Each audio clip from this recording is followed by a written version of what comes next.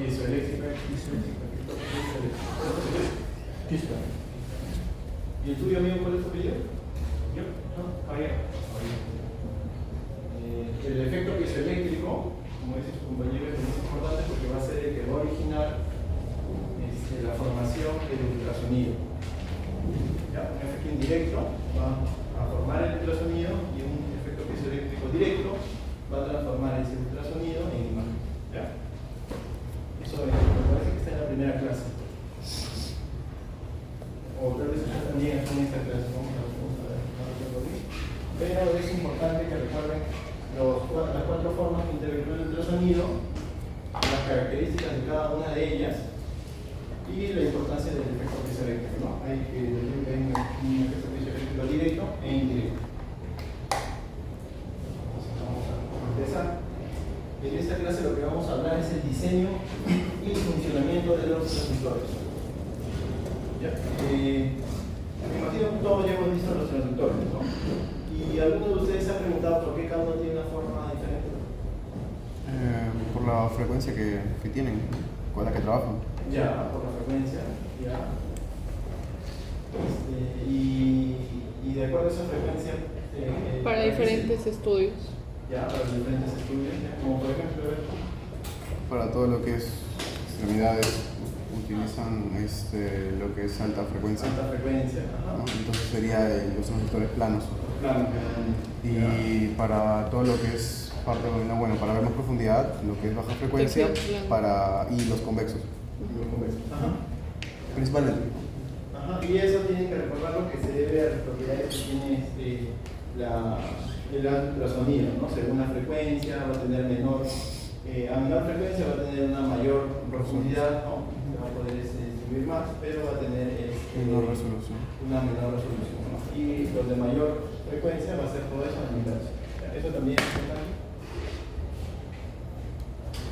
Los objetivos de esta clase son conocer los tipos de transductores y sus aplicaciones clínicas, comprender el principio piezoeléctrico, aquí lo vamos a hablar, aquí estaba, identificar características técnicas claves y cómo optimizar su uso. Entonces, ¿qué cosas son los transductores? Como aquí lo dice, son dispositivos, ¿no? Un dispositivo capaz de transformar o convertir un determinado tipo de energía de entrada en otra diferente a la otra. Y esto que se conoce como el efecto piezoeléctrico directo e indirecto o reverso, ¿no? Que lo vamos a ver con gráficos para que se pueda entender mejor. Pero en líneas generales es eso, ¿no?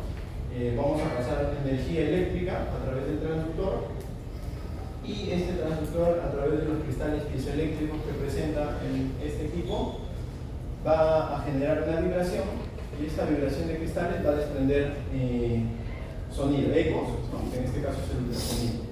Ese ultrasonido va a interactuar con las estructuras del tejido vivo y va a tener las cuatro formas que interactúan, ¿no?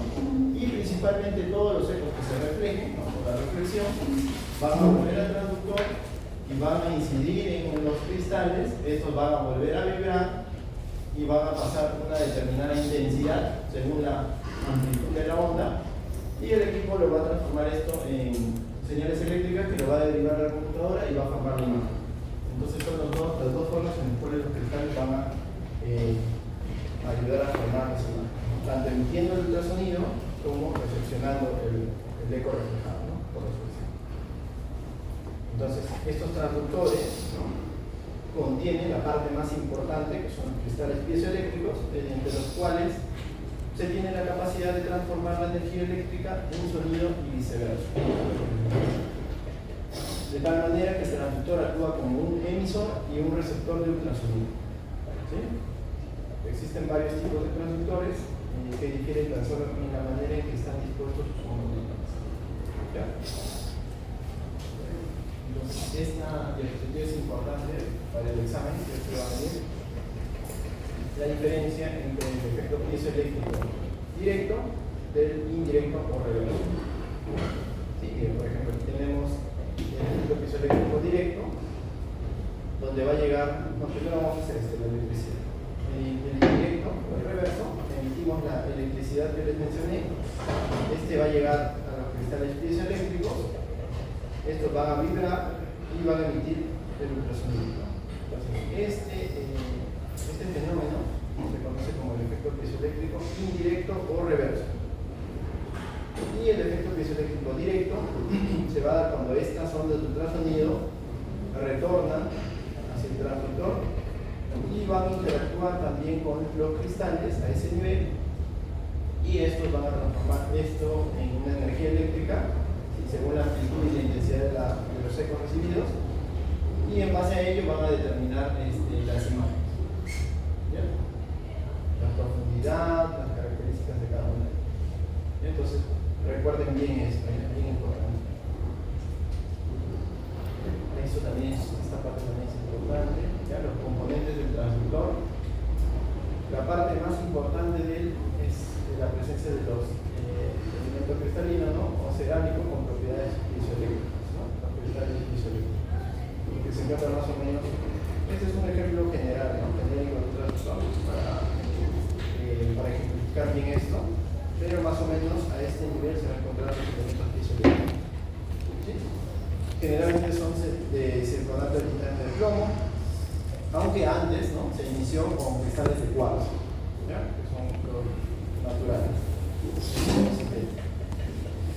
El espesor del elemento está determinado, es decir, de la capa de los cristales piezoeléctricos está determinado por la frecuencia de resonancia deseada, que es igual a la mitad de la longitud de onda. ¿De acuerdo?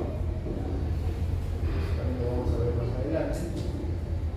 Un elemento más grueso, ¿sí?, produce una oscilación de frecuencia más baja. Eso es importante también.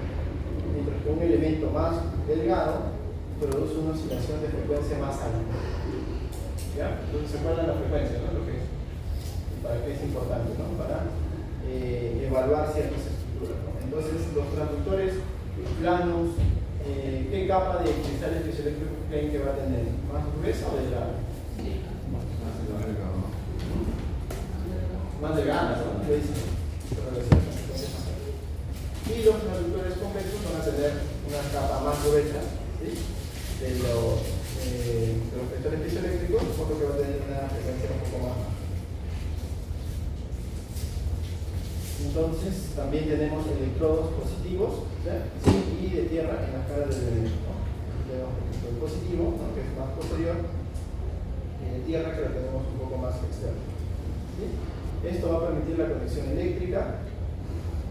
El electrodo positivo, ¿no?, se va a encontrar, como vemos en la gráfica, a nivel posterior, ¿sí?, del elemento piezoeléctrico, y el de tierra, como lo vemos en este gráfico, va a encontrarse por delante. Esto más que nada va a tener estas cargas diferentes entre positivo y negativo para poder más que nada controlar lo que es el eco en su retorno, ¿no?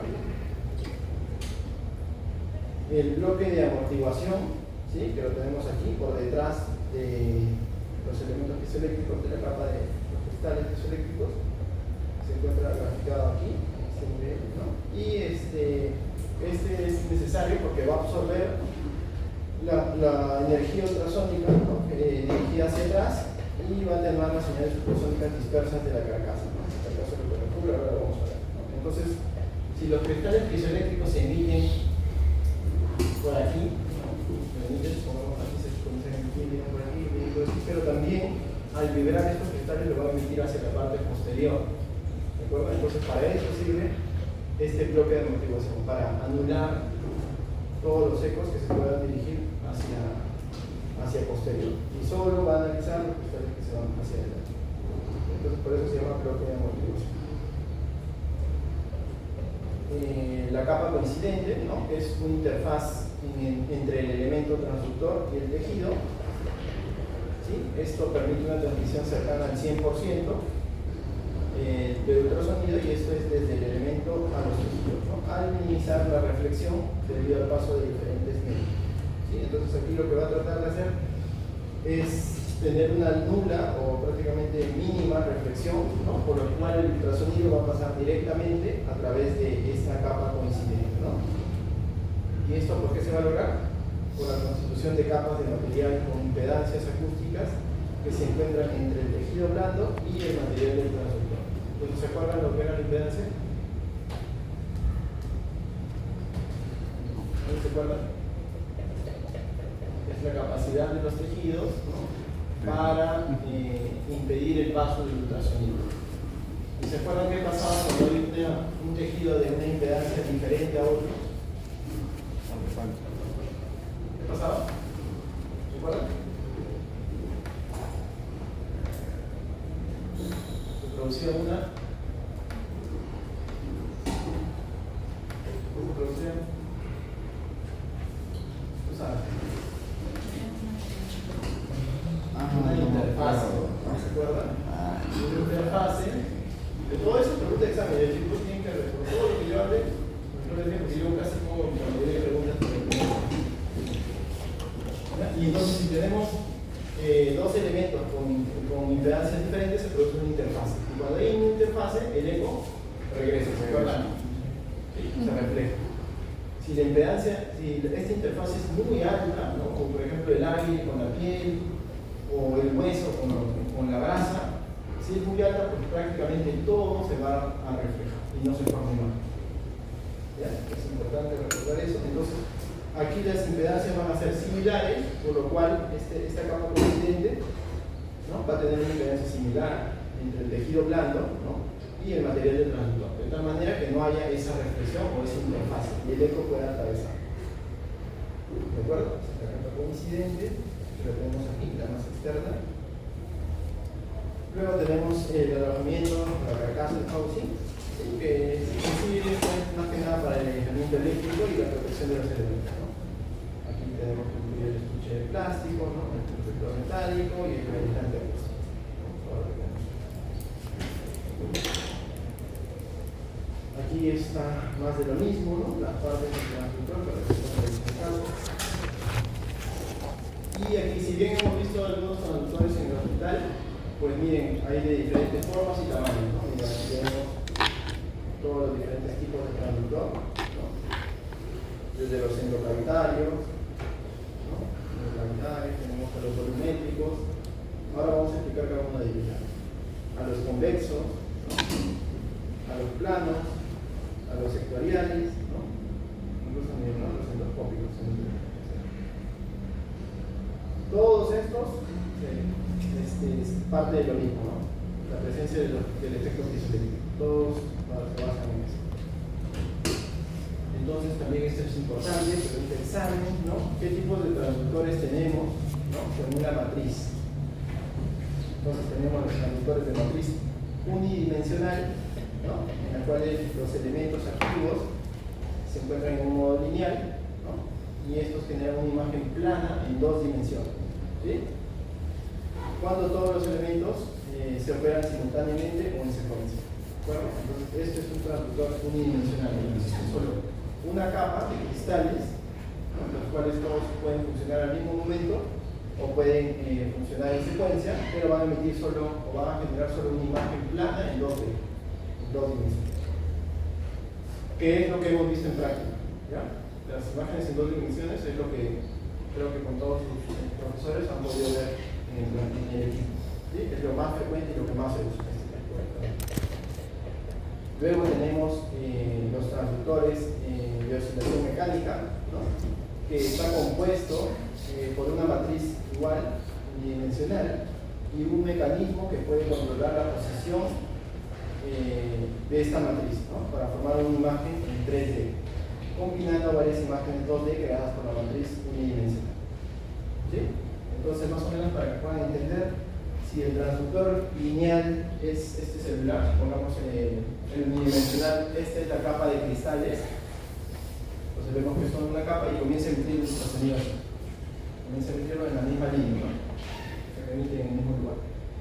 Y el de oscilación mecánica lo que va a hacer es que va a tener un aparato mecánico que supongamos que es mi mano, ¿no?, y va a comenzar a, en lugar de emitirlo como el típico unidimensional, así lo que va a hacer este aparato es, va a comenzar a hacer esto. Va a pasar, va a ponerlo por aquí, va a pasar, va a terminar y va a tratar así de barrer un sector. ¿Ya? Y ahí nos origina imágenes en 3 dimensiones. ¿Ya? Porque la lineal solo tenemos este corte, pero al tener cortes que comienzan a moverse en un sector, pues ya tenemos una dimensión más amplia y ya podemos obtener imágenes en 3D.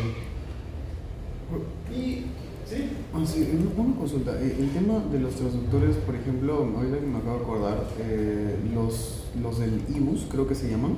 ¿Cuáles? Los IBUS, los que son los intraarteriales.